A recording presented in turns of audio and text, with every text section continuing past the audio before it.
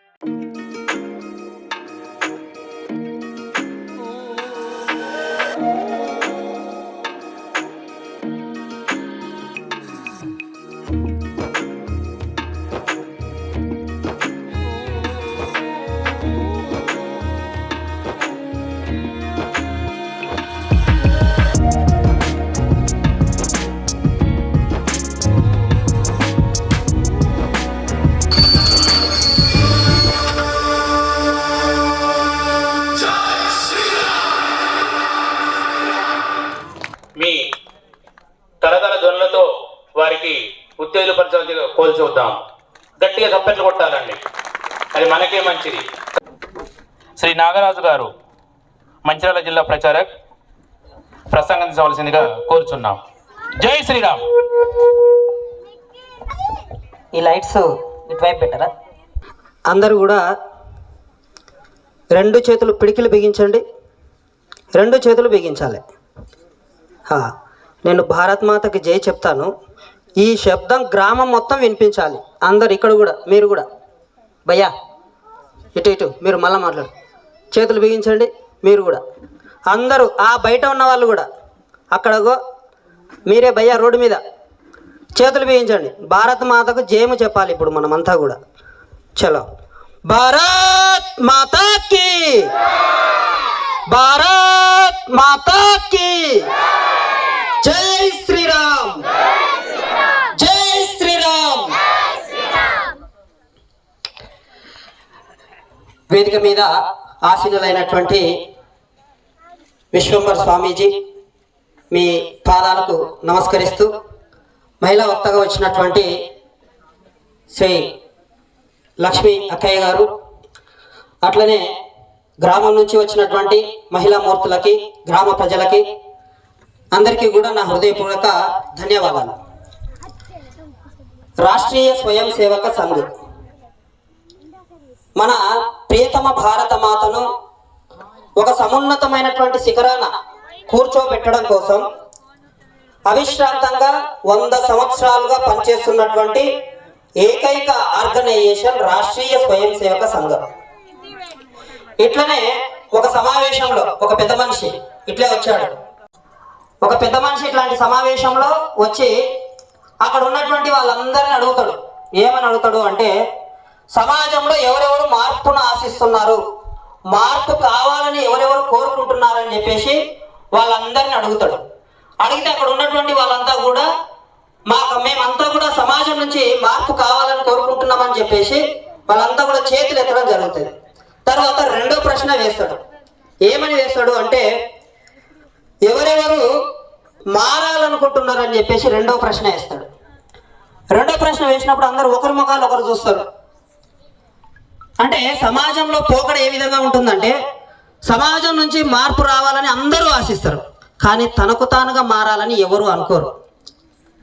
కాబట్టి రాష్ట్రీయ స్వయం సేవక సంఘాన్ని స్థాపించినటువంటి కేశవ్ బలిరామ్ పంత్ హెడ్గేవార్ గారు సమాజంలో ఏ మార్పునైతే ఆశించారో తనతో ప్రారంభం చేశాడు.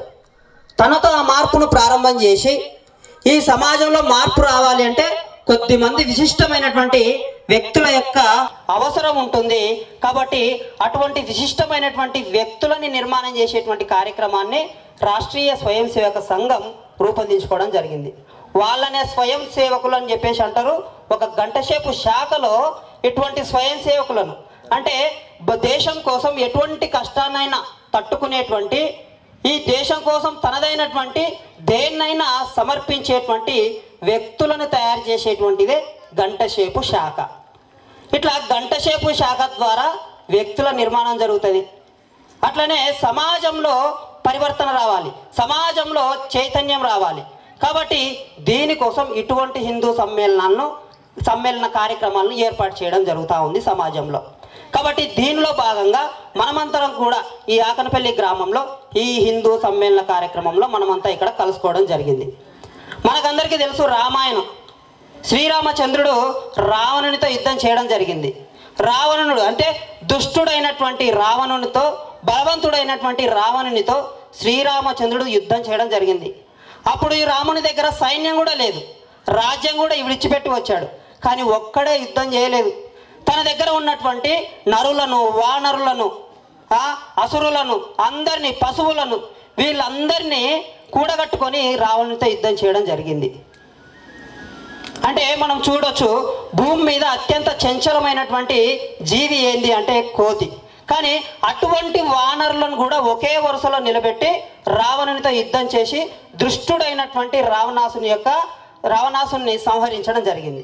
అంటే రాముని యొక్క జీవితాన్ని మనం పరిశీలించినట్లయితే దుష్ట శక్తిని నిర్మూలించాలంటే, దుష్ట శక్తిని నాశనం చేయాలంటే వ్యక్తిగా కాదు సామూహిక శక్తిగా మన దుష్ట శక్తి నిర్మించాల్సి ఉంటుందని చెప్పేసి రాముని యొక్క జీవితాన్ని చూస్తే మనకు అర్థమవుతా ఉంది. కాబట్టి రాముడు వ్యక్తిగా కాదు యుద్ధం చేసింది, ఆ యొక్క వానరుల యొక్క సామూహిక శక్తితో రావణుతో యుద్ధం చేయడం జరిగింది. అట్లనే మీరు మన యొక్క భారతీయ జీవన విధానంలో చూసుకున్నట్లయితే స్త్రీకి అత్యంత విశిష్టమైనటువంటి స్థానాన్ని ఇవ్వడం జరిగింది. స్త్రీని మనం శక్తితో కొలిచాం. అదే మరి వెస్ట్రన్ కల్చర్లో, యూరోప్ కల్చర్లో మీరు చూసుకున్నట్లయితే గాన వాళ్ళు స్త్రీని ఒక భోగ వస్తువుగా చూశారు. మనమేమో స్త్రీని ఒక శక్తిగా పూజించాం, మాతృమూర్తితో మనం భావించాం. ప్రతి వస్తువులో కూడా స్త్రీని మాతృభావనతో మనం చూసాం. మన పెద్దలు మనకు చెప్తూ ఉంటారు, ఏమని చెప్తారు? ఎత్ర నార్యంతు పూజ్యంతే రమంతే తత్ర దేవత అని చెప్పేసి. అంటే ఎక్కడ స్త్రీ పూజించబడుతుందో అక్కడ దేవతలు నివసిస్తారు అని చెప్పేసి చెప్పడం జరిగింది. కాబట్టి మన యొక్క భారతీయ జీవన విధానంలో స్త్రీకి ఇంతటి విశిష్టమైనటువంటి స్థానాన్ని ఇవ్వడం జరిగింది. మరి పాశ్చాత్యుల జీవన విధానంలో, పాశ్చాత్యుల సంస్కృతిలో స్త్రీకి ఏ స్థానం ఇచ్చారు? వాళ్ళ యొక్క గ్రంథాలే చెప్తున్నాయి. ఏమని చెప్తున్నాయి అంటే, మొట్టమొదట ఈ భూమి మీద పురుషుడు జన్మించాడు. అతడు ఎవరు అంటే ఆడాం. అతని పక్కటెముక నుంచి స్త్రీ జన్మించింది, ఆమెనే ఈవ్ అని చెప్పేసి.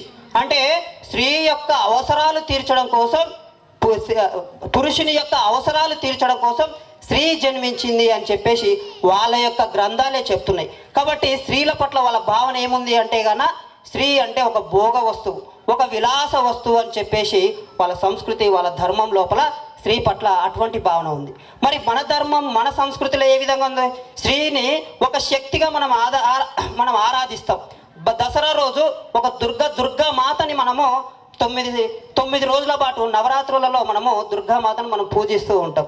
అట్లనే దుర్గామాత యొక్క పుట్టుకను మీరు పరిశీలించినట్లయితే, దుర్గామాత అంటే మహిషాసురుడు అనేటువంటి అసురుడు సమాజాన్ని ఇబ్బంది కలిగిస్తున్నప్పుడు దేవతలంతా కూడా తమ శక్తిని ధారపోస్తే పుట్టినటువంటిదే దుర్గామాత. మనం ఇప్పుడే వందే మాతర గేయంలో చెప్పాం. ఏమని చెప్పాం? త్వంహి దుర్గా దశ ప్రహరణ దారిణి అని చెప్పేసి చెప్పడం జరిగింది. అంటే 10 చేతులు కలిగి 10 చేతులలో ఆయుధాలు కలిగి ఆ యొక్క మహిషాసురుడిని మర్దనం చేసినటువంటి శక్తి అమ్మవారుగా దుర్గా మాతగా మనం కొలుస్తూ ఉంటాం. కాబట్టి దుష్టుడైనటువంటి మహిషాసురుని కూడా సంహరించడానికి సామూహికమైనటువంటి దేవతల యొక్క శక్తి అవసరం పడ్డది.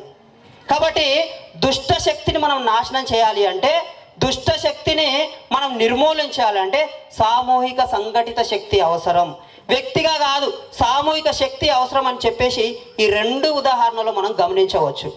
మన హిందూ సమాజం కూడా ఎప్పుడు పిరికినైనటువంటి సమాజం కాదు, బలహీనమైనటువంటి సమాజం కాదు. మన పూర్వీకులు చెప్పారు, ఏమని చెప్పారు? మనకు హిందూ సమాజము ఎంతో గొప్ప పౌరుష పరాక్రమాలు కలిగినటువంటి సమాజం అని చెప్పేసి చెప్పారు. మన దేవి దేవతలు కూడా మన ముందర ఆయుధాలు ధరించి మనకు దర్శనమిస్తారు. మనకు తెలుసు, హనుమంతుని యొక్క చేతిలో గద ఉంది, పరమేశ్వరుని యొక్క చేతిలో త్రిశూలం ఉంది, అమ్మవారి యొక్క చేతిలో ఖడ్గం ఉంది. అంటే మన యొక్క దేవి దేవతల మూర్తుల చేతుల్లో కూడా ఆయుధాన్ని ధరించి ఉన్నారు. కాబట్టి ఆయుధం అనేది హిందూ సమాజం యొక్క సహజ సిద్ధమైనటువంటి లక్షణం, స్వభావం. అందుకే దసరా రోజు మనం ఏం చేస్తాం? ఆయుధ పూజ చేస్తాం, ఆయుధ ప్రదర్శన చేస్తాం. కాబట్టి హిందూ సమాజం పిరికితనమైనటువంటి సమాజం కాదు, బలహీనమైనటువంటి సమాజం కాదు. కాబట్టి ఎవరైనా ఎప్పుడు కూడా హిందూ సమాజము ఎవరిపైన దాడి చేయలేదు. మనం చరిత్రను చూసుకున్నట్లయితే ఎన్నో జాతులు ఈ జాతిపైన దాడి చేశాయి, కానీ హిందూ సమాజం ఎవరిపైన దాడి చేయలేదు. దాడి చేస్తే ఊరుకునేటువంటి స్వభావం ఉన్నటువంటి సమాజం కాదు హిందూ సమాజం అని చెప్పేసి మన పెద్దలు చెప్పడం జరిగింది. కాబట్టి ఈ సమాజము, ఈ ధర్మము, ఈ సంస్కృతి ఇంత గొప్పనైనవి. రాష్ట్రీయ స్వయం సేవక సంఘాన్ని స్థాపించినటువంటి కేశవ బలిరాం పంత్ హెడ్గే వారు కూడా ఈ యొక్క సంఘాన్ని ఆర్ఎస్ఎస్ను స్థాపించే ముందు ఈ దేశాన్ని ఒక విశ్వగురు స్థానానికి తీసుకెళ్ళాలి. ఈ విశ్వగురు స్థానానికి తీసుకెళ్ళాలి అంటే ఎవరి వల్ల సాధ్యమవుతుంది? ఈ భూమి మీద పుట్టినటువంటి, ఈ భూమిని మాతృభావనతో చూసేటువంటి, ఈ భూమిని తన మాతృమూర్తితో చూసేటువంటి హిందువులు, ఈ హిందువులను సంఘటితం చేస్తేనే ఈ యొక్క హిందువుల సంఘటిత శక్తితో ఈ దేశాన్ని విశ్వగురుగా తీసుకెళ్ళవచ్చు. కాబట్టి హిందుస్థాన్ అనేటువంటి ఒక నినాదాన్ని కూడా హిందూ సమాజానికి ఇవ్వడం జరిగింది. కాబట్టి హిందువులు శక్తివంతమైతే ఈ యొక్క దేశం శక్తివంతం అవుతుంది. రాష్ట్రీయ స్వయం సేవక సంఘం కూడా 100 సంవత్సరాల నుంచి ఈ హిందూ సమాజాన్ని సంఘటితం చేయడం కోసమే పనిచేస్తుంది. మీరు చూడండి, ప్రపంచంలో ఎన్నో సెమిటిక్ మతాలు ఉన్నాయి. ఈ మతాలన్నీ కూడా సంకుచితత్వంతో, స్వార్థంతో అవి జీవిస్తూ ఉన్నాయి. మీకు ఇరాన్, ఇరాక్, ఈజిప్ట్ అనేటువంటి దేశాలు మీరు చూసి ఉంటారు. ఆ దేశాల్లో ఉన్నటువంటి సంస్కృతి పైన కేవలం 50 సంవత్సరాలు విదేశీయులు దాడి చేశారు. ఇస్లాం వాళ్ళు కేవలం ఇరాన్, ఇరాక్, ఈజిప్ట్ పైన 50 సంవత్సరాలు దాడి చేస్తే ఆ దేశాలన్నీ కూడా, ఆ సంస్కృతులన్నీ కూడా నాశనం అయిపోయినాయి. అట్లని మీరు అమెరికా, యూరోప్లో మీరు చూసుకున్నట్లయితే అమెరికా, గ్రీక్, రోమన్ అనేటువంటి నాగరికతలు ఉన్నాయి. అటువంటి నాగరికతల పైన క్రిస్టియన్లు కేవలం 50 సంవత్సరాలు దాడి చేశారు. ఈ 50 సంవత్సరాలు దాడి చేసిన కారణంగా ఆ దేశాలన్నీ కూడా క్రిస్టియన్ దేశాలుగా అవి మారిపోవడం జరిగింది. మరి మన దేశం పైన దాడులు జరగలేదా? మన దేశం పైన కూడా దాడులు జరిగినాయి. ఎంతమంది దాడులు చేశారు? కుషనులు దాడి చేశారు, హూనులు దాడి చేశారు, డచ్ వారు, ఫ్రెంచ్ వారు, గ్రీకు వారు, తర్వాత పోర్చుగీస్ వారు, ఇస్లాం, తర్వాత చివరగా ఇంగ్లీష్ వారు. ఇంతమంది ఇన్ని సంవత్సరాలుగా దాడి చేసినప్పటికీ ఈ సమాజం, ఈ దేశం భారతదేశంగానే నిలిచి ఉంది. ఈ సమాజం హిందువులుగానే నిలిచి ఉంది.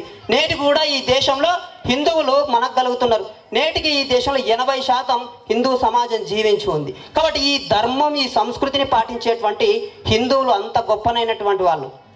కాబట్టి ఈ భూమి పుట్టుక ఎప్పుడైతే జరిగిందో, ఈ సృష్టి పుట్టుక ఎప్పుడైతే జరిగిందో అప్పటి నుంచి కూడా ఉన్నటువంటి ధర్మం ఏంది అంటే హిందూ ధర్మం. మనకు చరిత్రలో మనకు చెప్తూ ఉంటారు, మానవుడు మొట్టమొదటిసారిగా విన్నటువంటి శబ్దం ఏంటి అంటే ఓంకారం అని చెప్పేసి చెప్తారు. మానవుడు మొట్టమొదటిసారిగా పలికినటువంటి పదం ఏంది అంటే వేదం అని చెప్పేసి చెప్తారు. వేద is first word spoken by mind అని చెప్పేసి చెప్పడం జరిగింది. కాబట్టి ఇటువంటి గొప్పనైన విశిష్టమైనటువంటి ధర్మం హిందూ ధర్మం. ఈ ప్రపంచాన్నంతా కూడా ఒకే స్వరూపంగా చూడగలిగినటువంటి గొప్ప ధర్మం హిందూ ధర్మం. సర్వే భవంతు సుఖినః, సర్వే సంతు నిరామయ, సర్వే భద్రాని పశ్యంతు, మా కచ్చిత్ దుఃఖ భాగ్ భవేత్ అని చెప్పగలిగినటువంటి ధర్మం హిందూ ధర్మం. సర్వే భవంతు సుఖినః, అందరూ సుఖంగా ఉండాలి అనేటువంటి భావన కలిగినటువంటి ధర్మం హిందూ ధర్మం. ఆత్మావత్ సర్వభూతేషు అని చెప్పగలిగినటువంటి ధర్మం హిందూ ధర్మం. అంటే నాలో ఉన్నటువంటి ఆత్మ ఎంత గొప్పదో ఆ భగవంతుడు సృష్టించినటువంటి ఆ చరాచర సృష్టిలో ఉన్నటువంటి ఆత్మ కూడా అంతే గొప్పనైనది అనేటువంటి భావన కలిగినటువంటి ధర్మం హిందూ ధర్మం. కాబట్టి ఇంత గొప్పనైనటువంటి ధర్మంలో మనం జీవించడం జరుగుతూ ఉంది. ప్రపంచంలో ఎన్నో ధర్మాలు పుట్టడం జరిగింది. ప్రపంచానికి దిశానిర్దేశం చేయగలిగేటువంటి శక్తి సామర్థ్యం కేవలం హిందూ ధర్మానికే ఉంది, హిందువులకు మాత్రమే ఉంది అని చెప్పేసి ప్రపంచ చరిత్రకారులు చెప్పడం జరిగింది. స్వామి వివేకానంద ఒక 100 సంవత్సరాలకు పూర్వమే చెప్పాడు.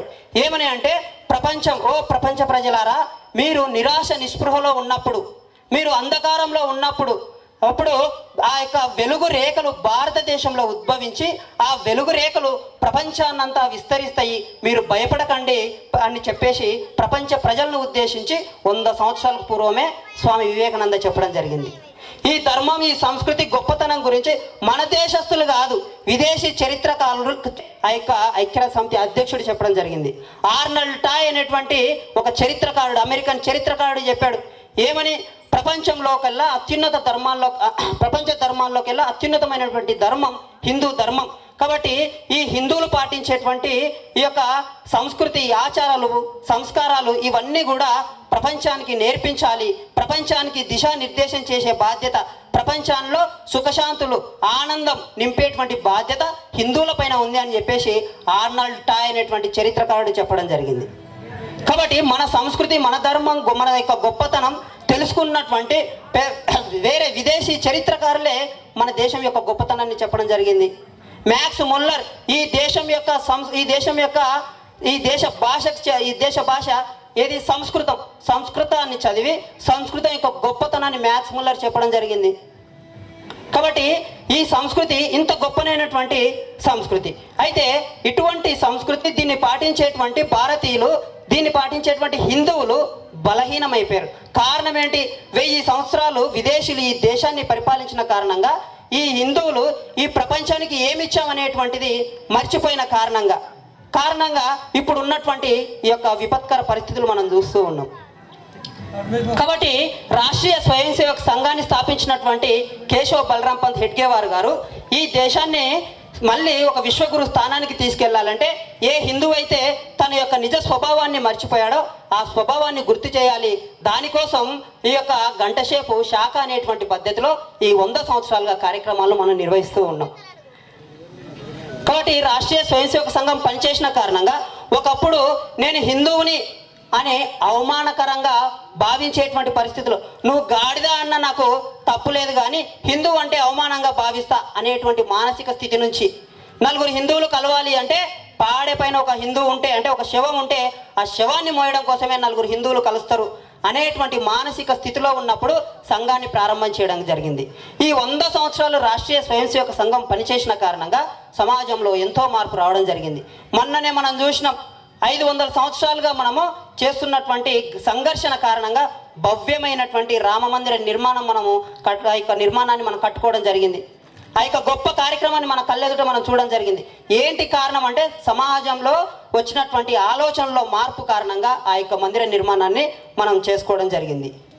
కాబట్టి హిందూ సమాజాన్ని సంఘటితం చేయాలి, శక్తివంతం చేయాలి. కానీ హిందూ సమాజాన్ని బలహీనపరిచేటువంటి కొన్ని శక్తులు కూడా ఉన్నాయి, హిందూ సమాజాన్ని నిస్తేజం చేసేటువంటి కొన్ని శక్తులు కూడా ఉన్నాయి. కాబట్టి ఈ శక్తుల గురించి మనం తెలుసుకోవాల్సినటువంటి అవసరం ఉంది. సమాజానికి భవిష్యత్తులో వచ్చేటువంటి ఈ ప్రమాదాలను గుర్తు చేయాల్సినటువంటి, తయారు చేయాల్సినటువంటి బాధ్యత కూడా మన పైన ఉంది. అవి ఏంటివి అంటే 4 ఎమ్ములు మీ ముందర ఎంచుతాను. ఈ 4 ఎమ్ములు గుర్తుపెట్టుకోవాలి. మొదటి ఎమ్ ఏంటి అంటే ముస్లిం మైనారిటీలు. ఈ ముస్లిమ్స్ ఏం చేస్తున్నారు అంటే, 1947లో ఈ దేశానికి స్వాతంత్రం వచ్చింది. 1947లో ఈ దేశం నుంచి ఒక ప్రాంతం విడిపోయింది, పాకిస్తాన్ అనేటువంటిది. అంతకుముందు ఆఫ్ఘనిస్తాన్ అనేటువంటిది పోయింది. కాబట్టి మళ్ళీ ఈ దేశాన్ని 1947 నుంచి 2047కు 100 సంవత్సరాలు అవుతుంది ఈ దేశానికి. కాబట్టి ఈ దేశాన్ని ఈ 100 సంవత్సరాల లోపల ఒక ఇస్లాం దేశంగా మార్చేయాలి అనేటువంటి విజన్తో వీళ్ళు పనిచేస్తున్నారు. దానికోసం లవ్ జిహాద్ అనేటువంటి పేరుతో మన యొక్క మహిళలను లోపరుచుకుంటున్నారు. మన ఇంట్లో ఉన్నటువంటి అక్కలను, చెల్లెలను, మన పిల్లల్ని లవ్ జిహాద్ పేరుతో అమ్మాయిలను లోపరుచుకుంటున్నారు. ల్యాండ్ జిహాద్ పేరుతో మన యొక్క భూమిని లాక్కుంటూ ఉన్నారు. కారణం ఏంటి అంటే గాన వాళ్ళ యొక్క జనసంఖ్య పెరగడం కారణంగా. కాబట్టి హిందూ సమాజం యొక్క జనసంఖ్య తగ్గిన కారణంగా ఆఫ్ఘనిస్తాన్లో హిందువుల సంఖ్య తగ్గిపోయింది, ఆఫ్ఘనిస్తాన్ కోల్పోయాం. పాకిస్తాన్లో హిందువుల సంఖ్య తగ్గిపోయింది, పాకిస్తాన్ కోల్పోయాం. జమ్మూ కాశ్మీర్లో హిందువుల సంఖ్య తగ్గిపోయింది, జమ్మూ కాశ్మీర్ నుంచి అక్కడ ఉన్నటువంటి కాశ్మీరీ పండిట్లను వెళ్ళగొట్టడం జరిగింది. కాబట్టి హిందువుల యొక్క సంఖ్యను పెంచుకోవాల్సినటువంటి అవసరం ఉంది. కాబట్టి మనం ఏం చేయాలి? ఇప్పుడు ఉన్నటువంటి నవదంపతుల్లో ఒక వికృతి వస్తుంది. యూరోప్లో ఉన్నటువంటి అన్ని వికృతులు కూడా మన సమాజం పైనే ఉన్నాయి. మిగతా ధర్మం, మిగతా సమాజంలో లేవు ఈ వికృతులన్నీ. ఈ మధ్యనే నేను ఒకటి విన్నాను, డింక్ కల్చర్ అంట. అంటే డ్యూయల్ ఇన్కమ్ నో కిడ్స్. ఇద్దరు భార్య భర్త డబ్బులు సంపాదించాలి కానీ పిల్లలొద్దు. అంటే ఎందుకు పిల్లలొద్దు? ఎందుకంటే స్వేచ్ఛ, వాళ్ళకి స్వేచ్ఛ కావాలి, వాళ్ళకి స్వాతంత్ర్యం కావాలి. పిల్లలు ఉన్నారనుకోండి, ఆ స్వేచ్ఛ ఉండదు, ఎంజాయ్ చేయడానికి అవకాశం ఉండదు. కాబట్టి ఆ యొక్క పిల్లలు వద్దు అనేటువంటి ఆలోచన క్రిస్టియన్ మిషనరీలు చేస్తూ ఉన్నాయి. ఇక 3వ ఎమ్ము వీళ్ళు మిషనరీలు, మార్క్సిస్టులు అంటే నాస్తికవాదులు. వీళ్ళు ఏం చేస్తున్నారు అంటే ఈ దేశాన్ని ఒక నాస్తిక దేశంగా చేయాలి అంటే ఇక్కడ బలమైనటువంటి ధర్మం హిందూ ధర్మం, హిందువులు. కాబట్టి ఈ హిందువుల లోపల వీళ్ళు పాటించేటువంటి ధర్మము, సంస్కృతుల లోపల ఏవైనా లోపాలు ఉన్నాయి అని చెప్పేసి, మూఢనమ్మకాలు ఉన్నాయని చెప్పేసి చెప్పినట్లయితే వీళ్ళు ఆ ధర్మాన్ని వదిలేస్తారు. ఈ దేశాన్ని ఒక నాస్తిక దేశంగా చేయొచ్చు అనేటువంటి పద్ధతిలో ఈ మార్క్సిస్టులు పనిచేస్తూ ఉన్నారు. 4వ ఎము మార్కెట్ ఫోర్సెస్. అంటే ఈ దేశంలో అత్యధిక జనాభా ఉంది, 140 కోట్లకు పైగా జనాభా ఉంది. కాబట్టి ఈ జనాభా ఇక్కడ ఉన్నటువంటి సంపదను దోచుకోపోవాలంటే ఈ దేశంలో దేశభక్తులు లేనట్లయితే వీళ్ళ యొక్క సంపదను మనం దోచుకోకపోవచ్చు ఇక్కడ. కాబట్టి అందుకోసం వీళ్ళు ఏం చేస్తున్నారు? మన సంస్కృతిని, మన ధర్మాన్ని, మన జీవన విధానాలను నాశనం చేస్తూ ఉన్నారు. కాబట్టి ఈ 4 ఎమ్ముల యొక్క ప్రమాదాలను మనం గుర్తించాలి. మన యొక్క సమాజంలో వీటి గురించినటువంటి చర్చ చేయాలి. మన పిల్లలకి మనం వీటన్నిటిని కూడా చెప్పాలి. చిన్న ఒక ఉదాహరణ చెప్పేసి పూర్తి చేసేస్తాను. ఒకసారి అమెరికన్ ప్రెసిడెంట్ ఒక యూనివర్సిటీకి వెళ్తాడు. అది హార్వర్డ్ యూనివర్సిటీ. ఆ యూనివర్సిటీలో అక్కడ ఉన్నటువంటి పిల్లలందరినీ కూడా ఏమని అడుగుతాడు అంటే, మీరు ఎక్కడి నుంచి వచ్చారని చెప్పేసి. మేము భారతదేశం హిందుస్థాన్ నుంచి వచ్చామని చెప్పేసి చెప్తారు. ఓ, హిందుస్థాన్ నుంచి వచ్చారా? మరి మీకు భగవద్గీత, రామాయణం తెలుసా అని చెప్పేసి అడుగుతారు వాళ్ళందరినీ కూడా. అంటే యూనివర్సిటీ PhD చదివేటువంటి విద్యార్థులను అడిగితే వాళ్ళు చెప్పినటువంటి సమాధానం ఏంటంటే, మాకు ఇవేవి తెలియవు అని చెప్పేసి చెప్పడం జరుగుతుంది. అంటే మరి మీరు ఏ విధంగా హిందువులు అని చెప్పేసి అడిగితే వాళ్ళు చెప్పిన సమాధానం ఏంటంటే, మేము హిందూ కుటుంబంలో పుట్టాం కాబట్టి మేము హిందువులు.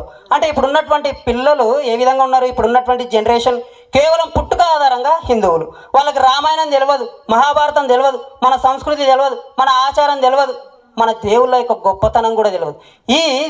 అంటే ఇలా తెలియకపోవడం వల్ల ఏం జరుగుతుందంటే, మన పిల్లలే మన యొక్క దేవి దేవతలను అవమానపరుస్తున్నారు. నేను ఒక సోషల్ మీడియాలో ఒక ఫోటో చూశాను. గణపతి దేవునికి డిగ్రీ చదివేటువంటి మహిళలు, అమ్మాయిలు చెప్పుల దండ చేసి దాన్ని ఊరేగించి సోషల్ మీడియాలో పెట్టడం జరిగింది. అంటే మన పిల్లల యొక్క పరిస్థితి ఈ విధంగా ఉంది. కాబట్టి మన కుటుంబం కేంద్రంగా ఈ సంస్కారం మన పిల్లలకి వేయాల్సినటువంటి అవసరం ఉంది. ప్రపంచం అంతా మన దేశం వైపు చూస్తుంది, మన యొక్క సంస్కృతి వైపు చూస్తుంది, ఆచారం వైపు చూస్తుంది. మనమేమో విదేశీ సంస్కృతి యొక్క మోహంలో మనం పడి మన సంస్కృతిని నాశనం చేస్తున్నాం. యూరోప్లో ఒక ఆర్టికల్ వచ్చింది, ఆ దేశాల్లో అనాథల యొక్క సంఖ్య పెరిగింది. అనాథల యొక్క సంఖ్య పెరిగితే క్రైమ్ రేట్ పెరిగింది, నేరాలు పెరిగినాయి. మరి ఏం చేయాలి, పరిష్కారం ఏంటి అని చెప్పేసి అక్కడ ఉన్నటువంటి మేధావులు, ఆలోచన పరులు ఆలోచించి వాళ్ళు చెప్పిన సమాధానం ఏంటంటే, భారతదేశంలో దీనికి పరిష్కారం ఉంది. హిందువులు పాటించేటువంటి కుటుంబం అనేటువంటి పద్ధతిని కనుక మన దేశంలో పెట్టినట్లయితే ఈ యొక్క అనాథలు అనేటువంటి సమస్యకు పరిష్కారం దొరుకుతుంది అని చెప్పేసి మేధావులు వీళ్ళు చెప్పడం జరిగింది. కాబట్టి ప్రపంచంలో ఏ సమస్య వచ్చినా భారతదేశం వైపు చూసేటువంటి పరిస్థితి నేడు నెలకొన్నది. కాబట్టి మనము మన సమాజాన్ని సంఘటితం, శక్తివంతం చేయాల్సినటువంటి అవసరం ఉంది. ఒక 5 విషయాలను ఇప్పుడే అక్కయ్య గారు చెప్పారు. ఏ 5 విషయాలు? పంచ పరివర్తన్. ఈ పంచ పరివర్తన ద్వారా సమాజ పరివర్తన జరగాలి. సమాజ పరివర్తన ద్వారా ఈ దేశాన్ని విశ్వగురు స్థానానికి తీసుకెళ్ళాలి. ఆ 5 విషయాలు ఏంటంటే మొట్టమొదట కుటుంబం. కాబట్టి కుటుంబాలు, ఉమ్మడి కుటుంబాల ఆధారంగా ఈ దేశం ఒకప్పుడు విశ్వగురుగా నిలబడ్డది. కాబట్టి ఆ కుటుంబాలు విచ్ఛిన్నం అవుతున్నాయి. ఆ కుటుంబాలను రక్షించుకోవాల్సినటువంటి బాధ్యత మన పైన ఉంది. రెండవది పర్యావరణం. కాబట్టి ఈ పర్యావరణాన్ని రక్షించుకోవాలి. చెట్లు, ఇవన్నిటిని, చెట్టు, నీరు, ఈ పంచభూతాలు ఏవైతే ఉన్నాయో ఈ పంచభూతాల యొక్క సంరక్షణ కూడా మనం చేయాలి. తర్వాత స్వదేశీయతను పాటించాలి. దేశభక్తి అంటే స్వదేశీయతను పాటించడమే. జపాన్ అనేటువంటి దేశం 1960లో అది పూర్తిగా ఒక అప్పుల దేశంగా మారిపోయింది. అటువంటి జపాన్ దేశము స్వదేశీయతను పాటించిన కారణంగా కేవలం 30 సంవత్సరాలలోనే వారి యొక్క దేశాన్ని ఒక ఉన్నతమైనటువంటి దేశంగా, ప్రపంచ దేశాలతో పోటీ పడేటువంటి దేశంగా వాళ్ళు నిర్మాణం చేసుకోవడం జరిగింది.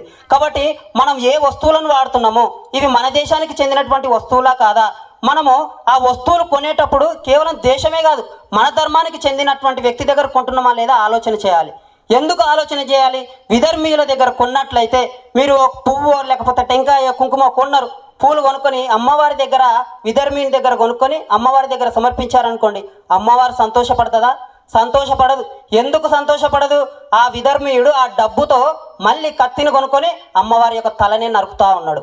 కాబట్టి మన యొక్క మీరు పువ్వో లేకపోతే పత్రమో పెట్టినా అమ్మవారు సంతోషపడుతుంది. కానీ విధర్మీయుని దగ్గర మీరు వస్తువులు కొనడం కారణంగా వాడు శక్తివంతమై ఈ ధర్మాన్ని నాశనం చేస్తున్నాడు. కాబట్టి మన యొక్క దేవి దేవతలు కూడా సంతోషపడరు. కాబట్టి మన డబ్బు ఎక్కడికి పోతుందో మనం ఆలోచన చేయాల్సినటువంటి అవసరం ఉంది. సమాజంలో ఎక్కువ తక్కువ అనేటువంటి భావన ఉంది. కాబట్టి సమరసతను నిర్మాణం చేయాలి.